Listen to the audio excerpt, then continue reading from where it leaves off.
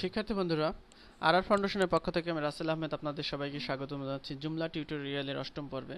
আমরা গত পর্বে দেখেছি মডিউল ইনস্টল।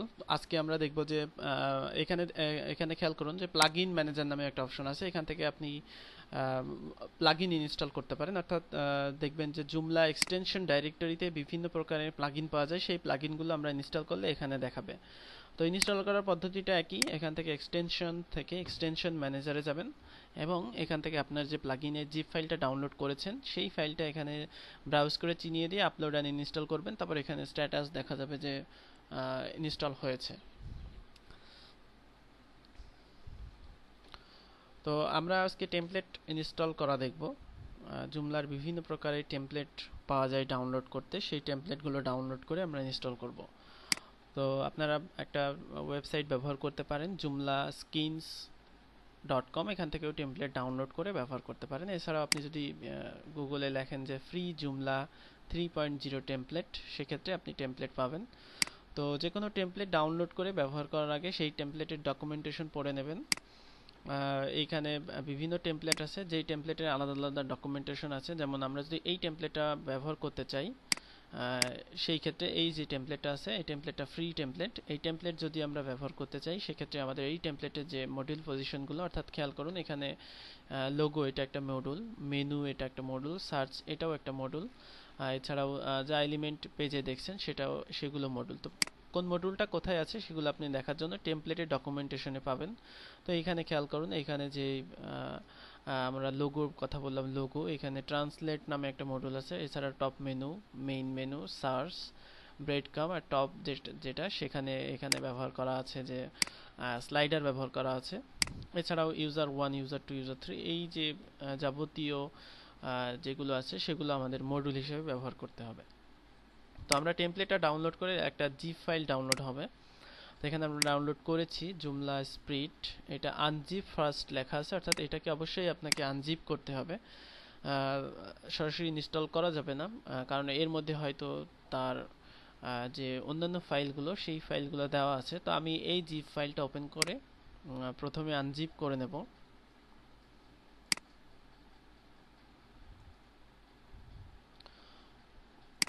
তো আমরা ফোল্ডারটা শুধুমাত্র নিয়ে নিলাম।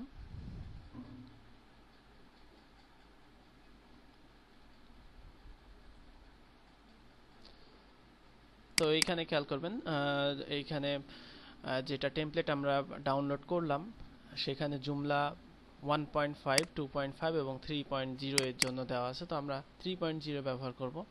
আর এখানে ম্যানুয়াল আছে, আপনি চাইলে ম্যানুয়ালগুলো দেখতে পারেন যে কিভাবে কি করবেন।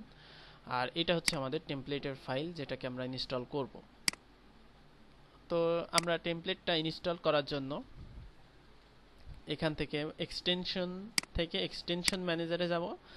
তারপরে দেখবেন একটা ইনস্টলার চলে আসবে। তো এইখান থেকে আমরা ব্রাউজ করে আমাদের যে টেমপ্লেট যেটা আমরা ডাউনলোড করলাম এখন,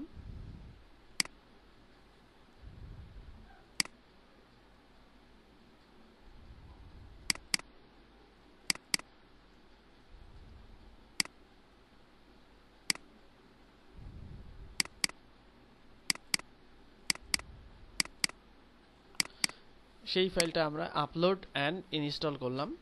তো এই ক্ষেত্রে আমাদের যেই টেমপ্লেটটা সেটা আপলোড হবে।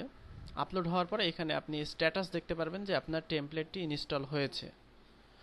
তো এইখানে খেয়াল করুন আমাদের টেমপ্লেটটা ইনস্টল হয়েছে। তো এইখানে একটা নোটিফিকেশন আসছে যে টেমপ্লেটের ম্যানুয়ালটা অবশ্যই পড়তে হবে। সেই ম্যানুয়ালটা অবশ্যই আপনারা পড়ে নেবেন। তো টেমপ্লেট ইনস্টল হলে এখানে এক্সটেনশন থেকে টেমপ্লেট ম্যানেজার, এখানে আপনি আপনার ইনস্টল হওয়া টেমপ্লেটগুলো দেখতে পারবেন। তো আমরা যেই টেমপ্লেটটা ইনস্টল করলাম, এই যে এখানে সেই টেমপ্লেটটা আছে। তো আমরা যদি এটা ব্যবহার করতে চাই, এখানে সেট ডিফল্ট এইখানে টিক চিহ্ন দেব।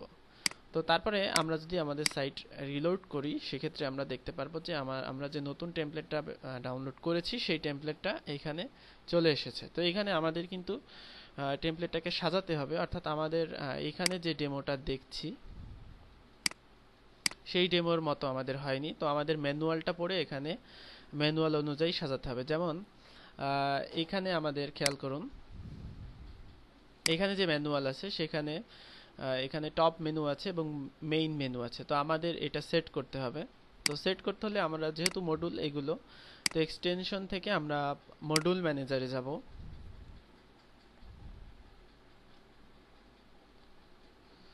মডিউল ম্যানেজারে যাওয়ার পরে আমরা আমাদের যে মেনু আছে সেই মেনুটা আমরা এখানে ব্যবহার করব। আপনি চাইলে নতুন এখানে মডিউল নিতে পারেন, তো অথবা আমাদের এখানে যেই আমরা অল করে নিই সবগুলো দেখার জন্য। তো সাপোজ আমরা আমাদের এইখানে যে মেইন মেনুটা আছে সেই মেইন মেনুটা আমরা এখন আনতে চাচ্ছি। তো সেই ক্ষেত্রে আমাদের এখানে মেনু নামে যে মডিউলটা আছে, অর্থাৎ আমরা এটাই নেই ইউজার মেনু। ইউজার মেনুটাকে আমরা এডিট করি, অর্থাৎ এই মডিউলটা। এখানে মেইন মেনু ছিল, আমরা মেইন মেনুকে এডিট করলে বেটার হবে এইটা।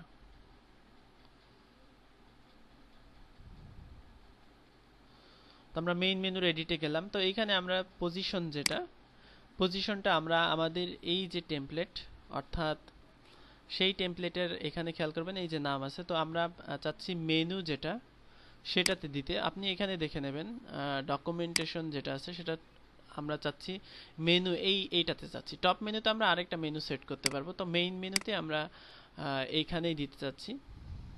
আর এইখানে আমরা অর্ডারিং এটাই থাক।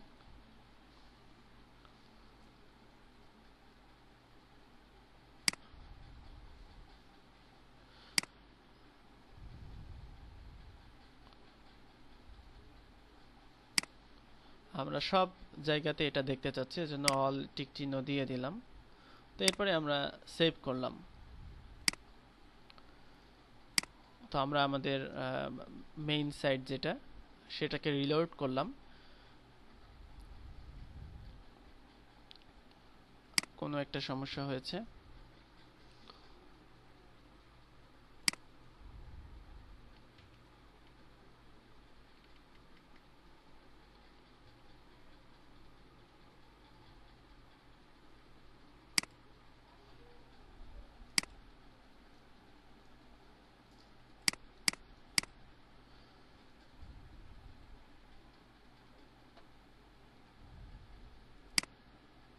তো এখানে ডকুমেন্টেশনে লেখা ছিল, এখানে খেয়াল করুন, মেনুটা সেট করতে হলে আপনাকে যেটা করতে হবে মডিউল ক্লাস সাফিক্স, অর্থাৎ আলাদা একটা সাফিক্স আপনাকে ব্যবহার করতে হবে।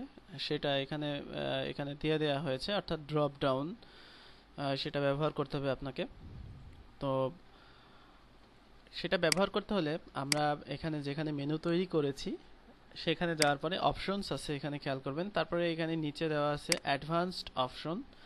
তো এইখানে মডিউল ক্লাস সাফিক্স যেটা সিএসএস ক্লাস আলাদা একটা যুক্ত করা হয় সেটা দিয়ে মেনুটা ট্রিগার করা হচ্ছে, তো সেটা দিতে হবে ড্রপ ডাউন।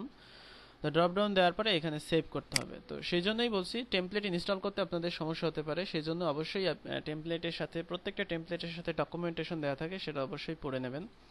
তো এরপরে আমরা রিফ্রেশ করলে দেখতে পারবো যে এখানে আমাদের মেনুটা চলে আসছে, অর্থাৎ আমরা মেনুটা সেট করেছি। তো এখানে আমাদের লোগোটা সেট আপ করতে হবে এবং স্লাইডার সেট আপ করতে হবে। তো এখানে বলাই আছে ডকুমেন্টেশনে যে আপনি যদি স্লাইডার সেট করতে চান সেক্ষেত্রে এখানে আরেকটা মডিউল আছে স্লাইডারের জন্য, সেই স্লাইডারটা ডাউনলোড করে আপনাকে কনফিগার করতে হবে। কনফিগারের অপশন এখানে দেওয়া আছে, অর্থাৎ আপনার স্লাইডটা আর্টিকেল থেকে আসবে কিনা বা অন্যান্য যে সেটিংসগুলো সেই সেটিংসগুলো আপনি ব্যবহার করতে পারবেন। তো এখানে আপনি পজিশন যেটা ব্যবহার করবেন, অর্থাৎ মডিউল পজিশন সেটা টপ, সেটা তারা টেমপ্লেটে বলে দেওয়া হয়েছে। আপনি চাইলে অন্যান্য যে কোনো জুমলার জন্য স্লাইডার এক্সটেনশন আছে, অর্থাৎ স্লাইডার মডিউলগুলো আছে সেগুলো ব্যবহার করতে পারেন। তো আমরা এইখান থেকে টেমপ্লেট ইনস্টল করে দেখলাম। তো আমরা যদি লোগো সেট করতে চাই, যে কোনো একটা লোগো আমরা ইমেজ আপলোড করব এবং এর জন্য একটা মডিউল আমাদের ব্যবহার করতে হবে, অর্থাৎ লোগো মডিউলে আমরা এখনো কোনো কিছু ব্যবহার করি নাই। তো এখানে আপনি নিউয়ে যাবেন।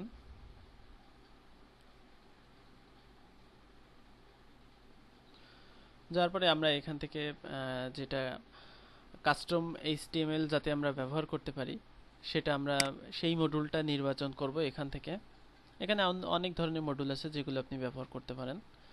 তো আমরা এখানে টাইটেল দিলাম লোগো নামে, এবং আমরা যেহেতু কাস্টম HTML সিলেক্ট করেছি সেজন্য আমরা এখান থেকে HTML মোডে আমাদের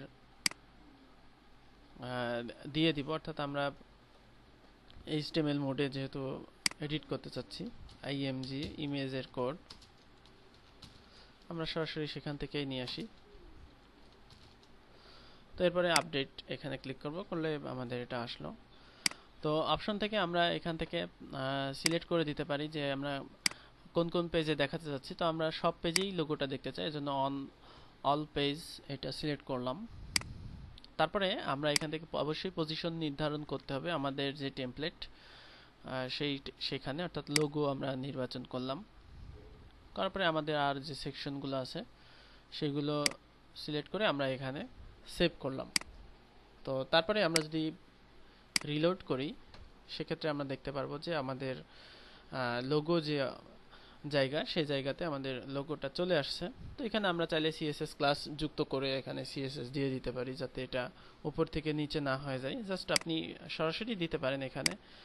এখানে কাস্টম ইনপুট যেটা আমরা করেছি, এখানে আমরা HTML মোডে গিয়ে এখান থেকে ইমেজ SRC যেখানে আছে এখানে আমরা একটা স্টাইল দিয়ে দিতে পারি। মার্জিন টপ 50 পিক্সেল দিলাম। আপনি চাইলে যে কোনো আপনি স্টাইল দিতে পারেন। তো এরপরে আপনি এখানে সেভ করলে দেখা যাবে যে আমাদের উপরে যে জায়গাটা আমরা দিয়েছি আপনি চাইলে এখানে কমিয়ে দিতে পারেন, ডেমোর মতো করে দিতে পারেন। তো এখানে টপ মেনু আছে, আপনি চাইলে এখানে খুব সহজেই টপ মেনু যুক্ত করতে পারেন। অর্থাৎ টপ মেনু যুক্ত করতে হলে আমাদের আরেকটি মডিউল ব্যবহার করতে হবে, মেনু মডিউল।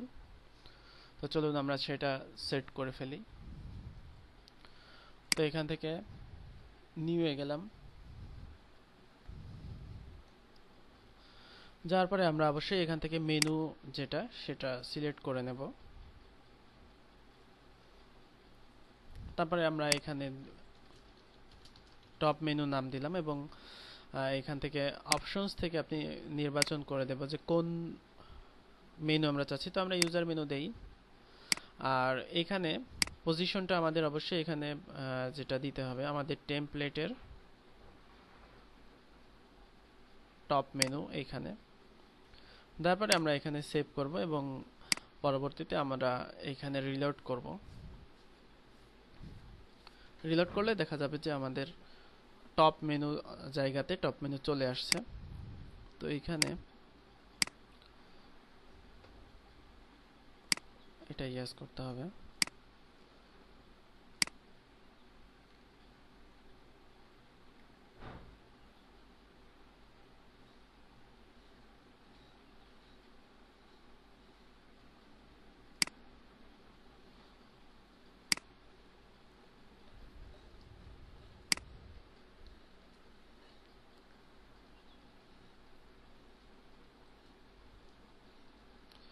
হয়তো এই মেনুর জন্য আর কোনো কনফিগারেশন আছে। যাই হোক, আপনারা দেখলেন মেইন মেনু আমরা সেট করেছি। এটা দেখতে হবে যে টেমপ্লেটের ডকুমেন্টেশন পড়তে হবে। তো আশা করি বুঝতে পারছেন যে কিভাবে একটা টেমপ্লেটকে রেডি করতে হয়। এখানে যে মেনুগুলো আছে সেগুলো আপনি খুব সহজেই ব্যবহার করতে পারেন। তো এইভাবে আপনারা যে কোনো টেমপ্লেট ডাউনলোড করে সেই টেমপ্লেটটা খুব সহজেই ব্যবহার করতে পারেন। তো আগামী দিনে আমি দেখাবো যে কিভাবে অন্য একটা এক্সটেনশন ব্যবহার করতে হয়, অর্থাৎ এখানে যে স্লাইডারটা আছে আমরা এই স্লাইডারটা ব্যবহার না করে অন্য একটা স্লাইডার এক্সটেনশন ব্যবহার করতে পারি। তো ধন্যবাদ সবাইকে টিউটোরিয়াল দেখার জন্য। আশা করি আপনারা প্রত্যেকেই একটা করে জুমলা সাইট তৈরি করবেন। তো আজকের মতো টিউটোরিয়াল এখানেই শেষ করছি। আল্লাহ হাফেজ।